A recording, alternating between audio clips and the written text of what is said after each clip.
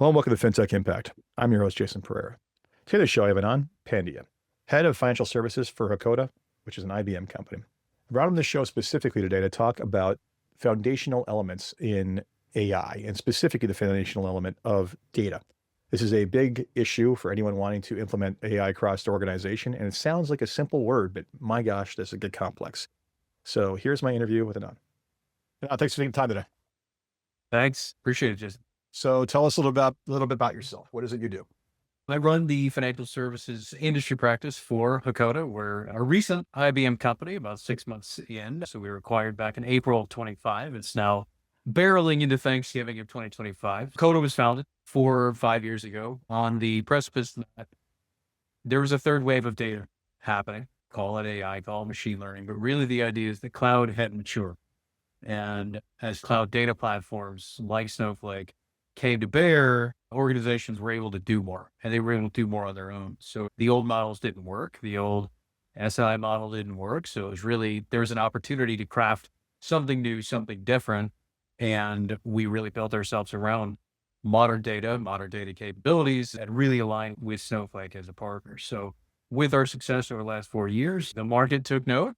Certainly IBM and Hakkoda was kind of a marriage destined to be. We were able to make that happen. And now we're on to the next chapter of our book, where we are excited to really align with IBM's history, IBM's passion for innovation and research, and really bring to bear where data is going as we look at this giant AI behemoth that dominates every conversation. Big surprise that IBM would want in on a next level data platform. So you said something really interesting there about the next generation of cloud. And I think let's go over what that means. And I think from my standpoint, what I'm guessing you're going, and correct me if I'm wrong, is originally a lot of it was a dumping ground, right? Let me push my data to this. And maybe there's some, of course there's databases being run and maybe it's disparate, but talk to me about what the last generation was and what the new generation is. Yeah. So if you really chart it, I think your first generation, and this is ultimately where I started, the first generation was really the discovery that, hey, our data is telling us something. It's not just the bits and bobs. It's not just the ones and zeros. That our data is actually telling us something. For us old heads, this is where Kimball and Inman really were brought to bear, where there's a model where if you can structure and aggregate and consume the insights from that data, that progression of data being the ones and zeros in the system, that becomes information when you're able to curate, model it, and that turns into knowledge. That was that first wave. How do we take all of this information in our ERPs? How do we build those data marts, data warehouses? How do we surface that into performance management and dashboards and reporting? I think that was really that initial wave of data, that first wave. The second wave is really where you saw the beginnings of the cloud, but really it was big data. It was the idea that, hey, all of our data is not just bits and bobs in the ERP. It's not just the ones and zeros that are generated in transactions and the flow of information. There's all this other data that surrounds it, that is in emails, that is in PDFs, that is in documents, that is in all of this idea of big data, semi-structured, unstructured data. We need a way to get that too. We need a way to capture that too. And you saw Hadoop, and you saw that kind of big data wave coming to mind with Hive and Cloudera and Hadoop, and everybody coming forth with, there's a new way to store this. There's a new way to align this. And you saw it starting to bleed into the instantiation of AWS and Azure and the cloud hyperscalers. And then the third wave is really what we saw coming to bear, and that is the maturation of your 3 big public cloud hyperscalers and what they're doing with data. But also now you had the christening of pure data cloud platforms with Snowflake and Databricks really saying, okay, there is value in data. The pendulum swung from, hey, there's value here, to, oh my God, we've got to get everything. We need to find that middle ground of how do we enable business to actually create the competitive advantage through rapid data management and insight kind of creation. And I think what we're seeing is the third wave is already creating the fourth wave with the advent of artificial intelligence and what AI and the entire umbrella of what AI really means. That's where we sit today, but that's really where it came from. I've had the pleasure, sometimes pain, sometimes sheer terror, both going through all waves of this and the excitement of riding the wave right now. Yeah, it's funny. Data was the thing that resulted from us doing the work and it was, let's call it the byproduct. And as you said, it's largely through that evolution, completely inverted now. It is not just the byproduct. It is a thing that if you strategically manage and are able to leverage in a proper way, it's basically the lifeblood and the rocket fuel simultaneously of your product development, of your service development, whatever else it is. No surprise, this has been an evolution we've seen in the public markets with entire companies, Fortune 500 companies, big ones, being based solely around just how they manage data. Google is really just a data management company when it really comes down to You it. got it. Yeah, absolutely. Right? That sort of evolution and that sort of example has resonated down all the way down to everyone else in the Fortune 500 and further down the scale, right? So you go off and start this other project that wouldn't necessarily talk to the old project, and everybody complained that the thing didn't talk to the project. And why can't these things talk? But you never answered the fundamental reason for why, which was you started top down as opposed to bottom up. Foundationally, what were the pieces that were going to go into it? All right. So let's talk about the challenges, right? What organizations face, because we'll get to the AI piece later, but talk about how this is not an easy thing, right? Like actually stewarding and making sure that everything is as it should be and quality assurance is just not an easy thing. Why is it a problem? Yeah. So I think when you set the stage on a comparative fashion, and I know you're geared a lot towards fintech, so I want to kind of position A and B, right? So if you look at JPMC, I'll pick on them, spending 12 billion with a B a year on technology. And then you look at Ant Financial. They process 10 times more the transactions of JPMC with about a tenth of that infrastructure. And the whole concept of how they could do that is predicated on data sanitation. So while these big banks have got 40% of their data scientists, buildings full of PhDs, cleaning data instead of building models, the competitors, the disruptors are already deploying those models at scale. So why is that? I think when you look at the reality of the situation and you look at the sprawl, I think it's a fair estimation to say that maybe 65 to 75% of data in a financial institution sits in a silo. And each one of those silos can cost $3 to $10 million a year per silo to maintain. And an average bank has got 300 plus data sources, of which, again, a high 60, 70% of those conflict on information. How many Jason Pereiras exist at your bank across their systems? And when you combine those together, there's regulatory impact of it. You got regulatory fines for data errors. I saw a KPI or a stat the other day where since 2008, it's been $320 billion globally. It's just for data errors and regulatory fines. It makes sense. We talk about errors at massive scale, right? So we're not talking about, oh, they got my name wrong and I got offended that they spelled me as Jabin as opposed to Jason. Right. We're literally talking about impacting people's financial lives, but not just one person, multiplied countless times. We talk about this quite frequently, and there's a running podcast about COBOL being the thing that powers the entire financial system. But the reality is that, yes, Ant has the privilege of being new and therefore learning from the mistakes of previous generations and building on the most modern tech. Everything that legacy finance has ever put together, they still rely on that stuff. And partially because two things. I would say you can't just picking up and moving out of these legacy systems is not an easy thing. It works, so don't touch it. And here's the incentive. I think, is it safe to say that I feel like we've reached the point where the incentive has now become the fact that it's not so much about the carrot anymore, it's the stick. We're now in a position of disincentive where you have to fear competition that's newer, being able to do things you can't at an incredibly faster rate. I don't think that's a bad thing, though. I think the biggest driver for innovation is the threat of displacement or commoditization, right? Yep. So it's always good to have the little guy, the proverbial David, challenging Goliath constantly and realizing that it's a slingshot slung a different way that can triumph. And I think that's a good thing. That's not a fear factor with regards to we have to crush the little guy. I think it's we can't keep doing the same thing. I think the modern capabilities allow the proverbial David to succeed faster. And I think when you align that to demographics, I think younger generations and the way that works, we're creating a braid of multiple threads here, but that's really the deal. I think if we take a step back, and why is that happening? I think you touched on it. First of all, I'm not even sure if I'm allowed to make COBOL jokes anymore, but I think it boils down to three, what I would call kind of killers with regards to why this keeps happening or why this never gets solved or why we feel like maybe we're having the same conversation every decade of what do the big guys need to do and how are the little guys winning, so to speak. I think the first one is, we alluded to it, it's a Frankenstein.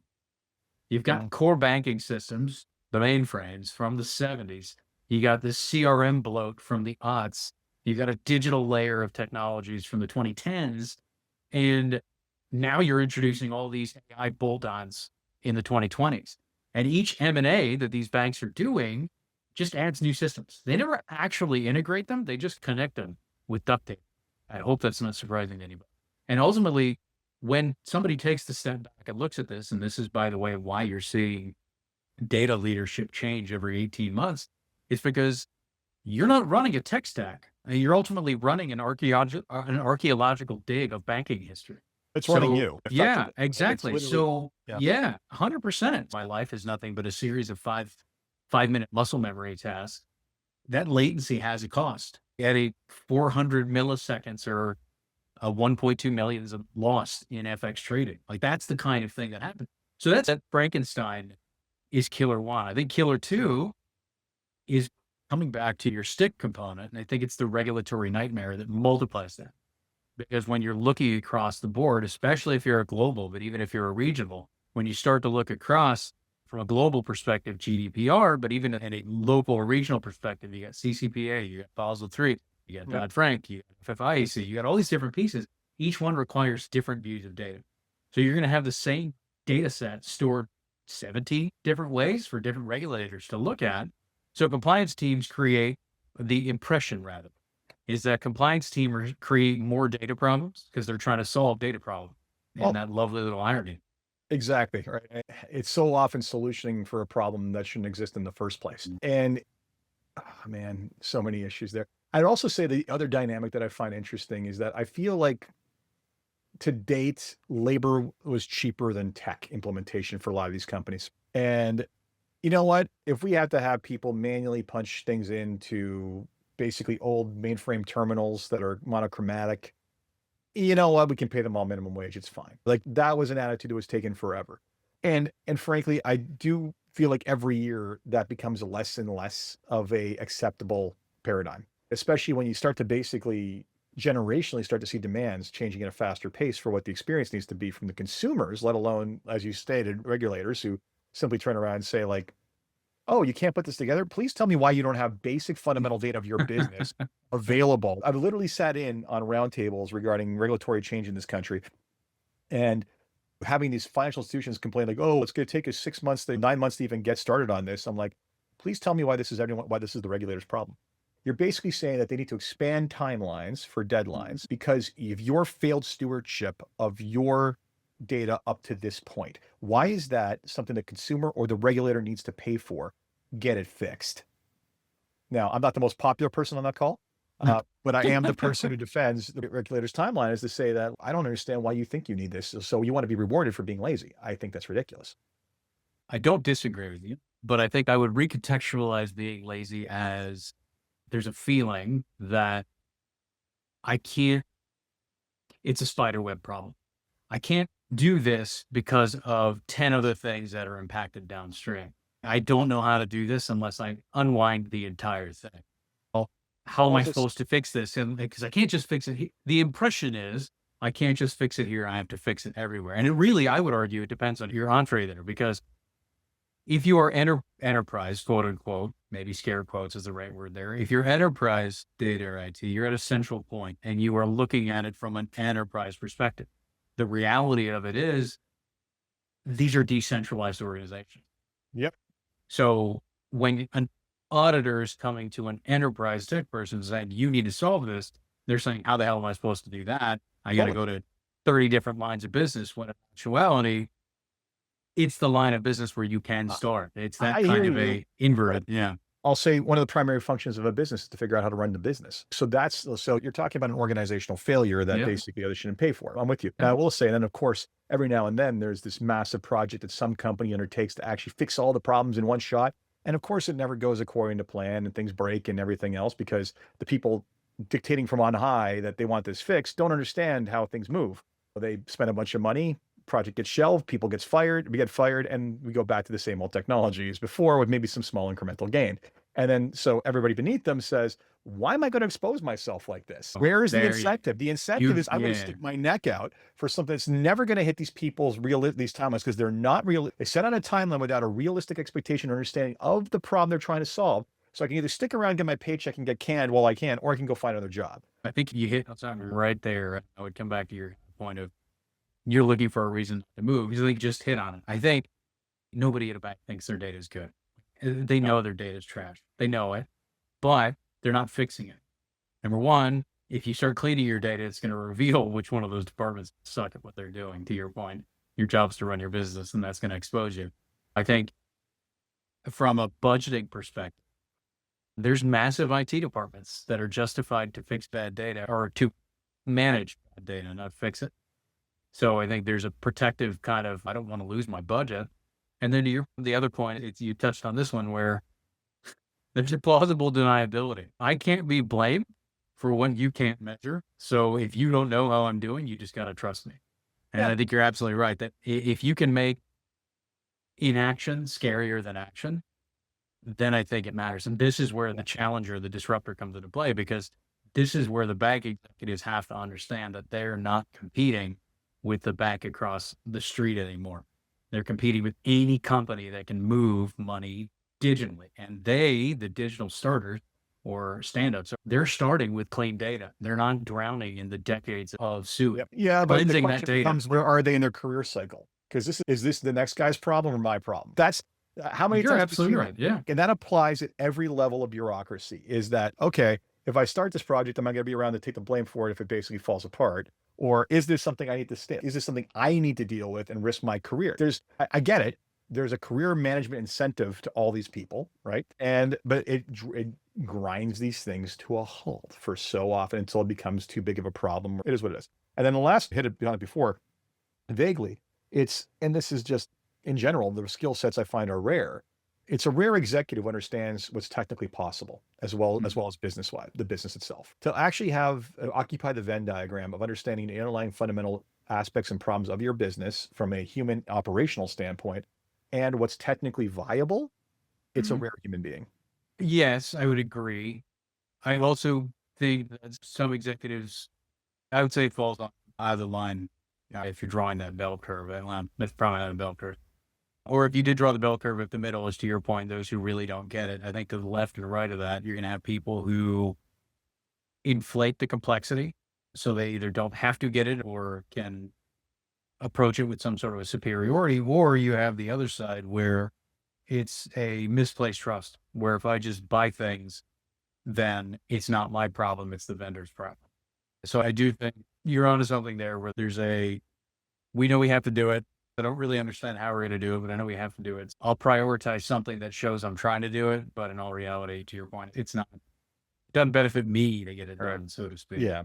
Well, we beat up on organizational thinking enough. Let's go back to the fundamental. So that's the challenge. The challenge is systems. The challenge is people. The challenge is legacy. The challenge is incentives. The challenge is all of that. And the challenge is of all of those combined to create the Frankenstein's mess and the disincentive mess that we have until potentially you can get, as a long-term, large-scale legacy player, you can go a long way for a long time before changing fundamentally. And you may never catch up to the offering of the new one. The reality is humans satisfice. We don't optimize. And the reality is we will put up with subpar experiences if it's good enough. And that's why the new shiny thing that's faster, better doesn't always win. And it's not going to win very often. Let's talk about why it's so important to have your data game together when it comes to the AI world. Why is this vital? Next to death and taxes, the only other guarantee in life is garbage in, garbage out. So if you take everything we talked about as to data sanitation and management and alignment and understanding, if that sucks, then AI can't do anything for you. And if it's good, then AI can do everything for you. So this schism where boards and the street are just, you throw those magical 2 letters and everybody jumps at you and stock goes up and everybody's happy. The actual execution of it is predicated on, do I actually have data that can work? So you can want to do a lot of things. I would love to play for the Mavericks, but as a upper 40s short Indian guy with bad knees, I don't really know if I can do that. So foundationally speaking, I don't have what it takes to do that anymore. So from the standpoint, I would love to be able to quote unquote do AI, but to what we were talking about, if my data is fractured, broken, and cannot be mastered and cannot be used and cannot be trusted, that's a great aspirational goal. But if you're not fixing the problem, you can't use the new capabilities. And if we are aligning those new capabilities of AI and what that means to drive the next wave of innovation, to drive growth, to drive valuations, the execution gets lost in that story. And I think that's why it is everything for AI to work to have that foundational data put in place. It just can't work otherwise. And I think you can use AI to accelerate some of the cleansing actions, but nonetheless, to start extracting true business value, you have to actually have data that's ready to go. And I think that's the baseline table stakes deal, that if you want AI to work, you've got to have data ready for AI. Yeah. Now, have you noticed a phenomenon? At least I've seen this as well. Like back in, still got a lot of AI hopium around. Are you finding that people are coming to you thinking that AI is going to solve their data problem in the first place? And what our experience is, there's questions about, can AI help us with certain areas? We get Yeah. questions about, can it better identify quality problems, or can it automate cataloging? There's some basic tactical things that are getting asked, but people aren't leading their questions with, can AI solve my data problems? What we're getting asked questions is more either on the process side of the coin, where can we automate? How can we automate? Where do we drive efficiency? Or it's actually on the ROI or innovation or output front. What can AI do that we haven't been able to do before? Now, that invariably creates a follow-up question of, oh, I have to have all this data ready to go. Is there a way to accelerate that? So it's almost the follow-up versus the leading question with regards to, okay, I help you solve my data problems. Where they are getting AI, where they're getting AI curious is more about its workflow automation and its new kind of outputs and revenue. And that, like I said, begets the, how do we solve our data problems then if we can't do this without the right data?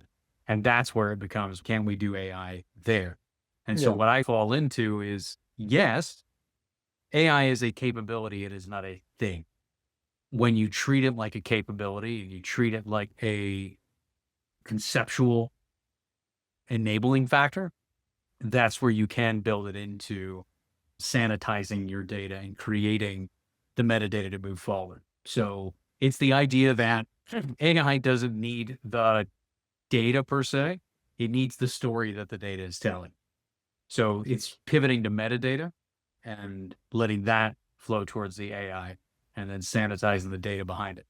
Everything you said was absolutely correct. And I do like it's a capability, not a thing. I think that's absolutely right. I will say though that I do maybe I think you venture into more sophisticated enterprise circles than I do on a more regular basis, because the amount of hopium I've heard about, hey, yeah, no, this is great. I'll just be able to tie my CRM, all these different systems together, and it'll figure out who's who and connect them all together. I'm like, That's wow, what the vendors are selling, right? That's what the that's vendors are selling. that's I a- mean, that's the you potential just, for a lot of errors at that's, scale.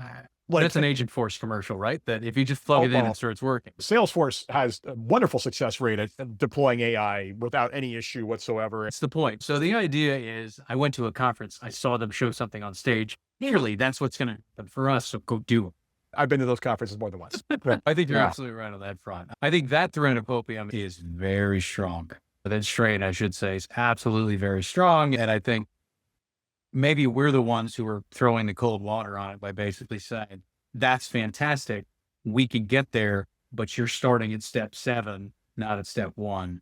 So here's Yeah. now what we can do is take the components that step 7 is going to need, start using them on less sexy things in step 1, and then let that grow. But yeah, that, to your point, let's just click this checkbox and say, enable the service. And Gemini's going to read everything in my G drive, and all of a sudden, it knows what's going on. Let's just remember it's a probabilistic engine, not a deterministic engine. Exactly. The error rate is, again, I think that is probably the thing that vexes me more than anything else about the human condition with AI. And I say this from the standpoint of having, and currently am a consultant, but also having been on the other side of the table and having been an executive over technology and data and trying to get products through.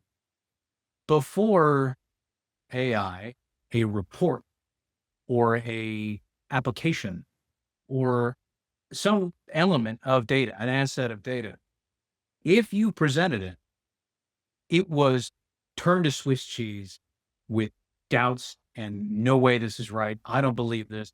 Every single dashboard, every single report is, I have to export this to Excel because I'm going to validate that this is even real because I'm not going to trust that chart on the screen. You turn that chart into text on ChatGPT and people just trust it blindly. The human Blindly is condition what of blows this, my mind. that's what I'm saying. I That just literally doesn't make talk to sense to me. startups who are basically like, no, we're going to use this for planning, whatever. It's just like, dude, have you seen how wrong this is all the time? That's my point. Are you not using it enough? 5 years ago, if I would have given you a dashboard that I built in Power BI or Tableau or something, I have to export this to Excel. I'm going to give this to somebody to validate. I want 4 other sources that tells me it's right. Now, the same exact findings getting spit out in a chatbot are just trusted blindly. So I'm very curious about that human condition as to what happened on that front and how much of that is the consumer technology factor. How much of that is... I think it's totally consumer technology factor. Siri tells me what I want her to tell me. Like my phone just reacted. She tells me what I need to know. So clearly this thing's going to tell me what I need to know. How often do you look at a dashboard on your phone? It's insane. It's insane. It's like, I don't know. I literally have to, it created, like I say, okay, it's great. It's created a different, and you activated my series. I've literally said, like, all you've done is create another form of work where you're doing a bunch of work, but then I got to validate everything you did. And it's just like, how you could trust it blindly at this point is beyond me, because I literally find mistakes all the time. Anyway, let's not wax philosophically on that for too long. But again, like anything else, I always say this, in the hands of a craftsman, you can build something beautiful. In the hands of a neophyte, you'll build a monster or something that doesn't quite work right. And I think there's going to be a lot of that happening in a bunch of, especially in the vibe coding space, but different realm altogether. So before we wrap up, there's 3 questions I'd like to ask on a positive note. The first one is, if you had one wish for something you could change in your company, in the industry as a whole, what would it be? I think I would want... It's always a stumper. It absolutely is. I'm sure you're not going to say perfectly clean data because that'll take away some work. I would love to see pragmatism get the same weight as optimism.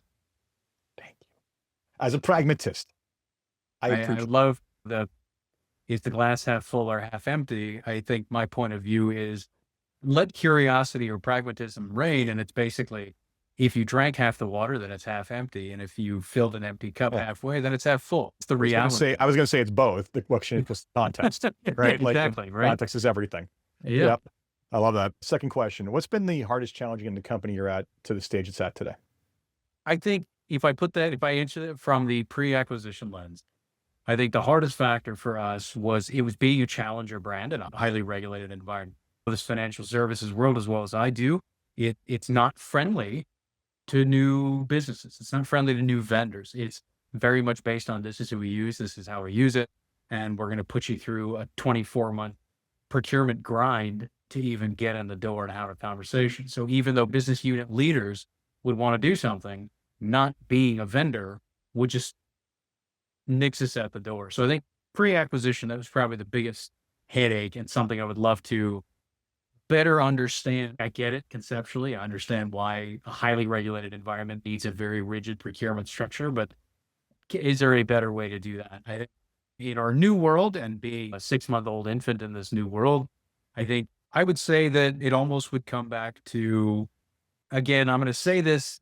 knowing the answer to my own question or knowing why things happen, but this is more, if I could wish for unicorns, I'd love a unicorn kind of a thing. I think public companies are slaves to their quarterly reports.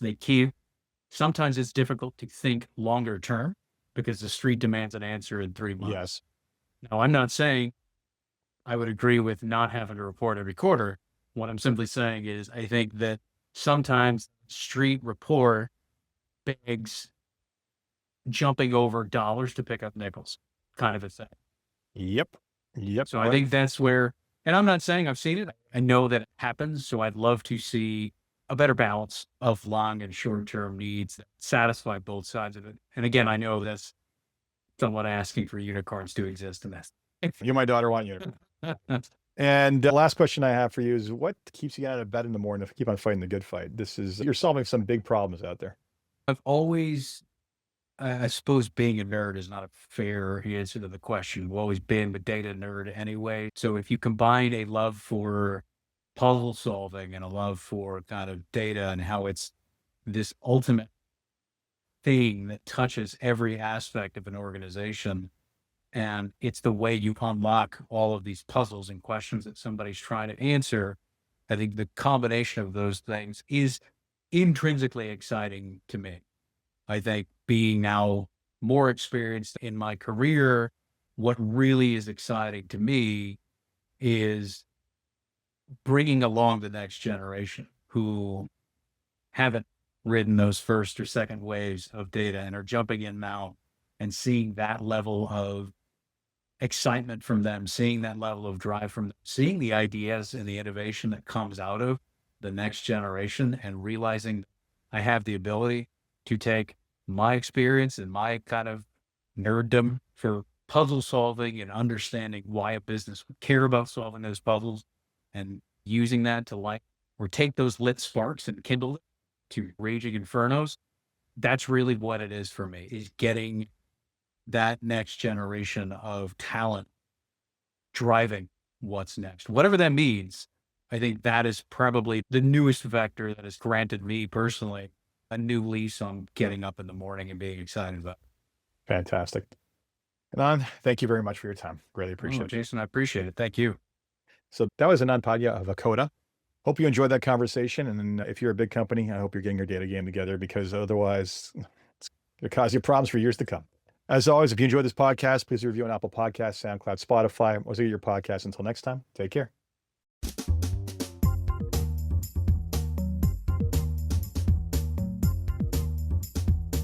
This podcast was brought to you by Woodgate Financial, an award-winning financial planning firm catering to high net worth individuals and their families. To learn more, go to woodgate.com. You can subscribe to this podcast on iTunes, Stitcher, and Google Play, or find more episodes at jasonpereira.ca.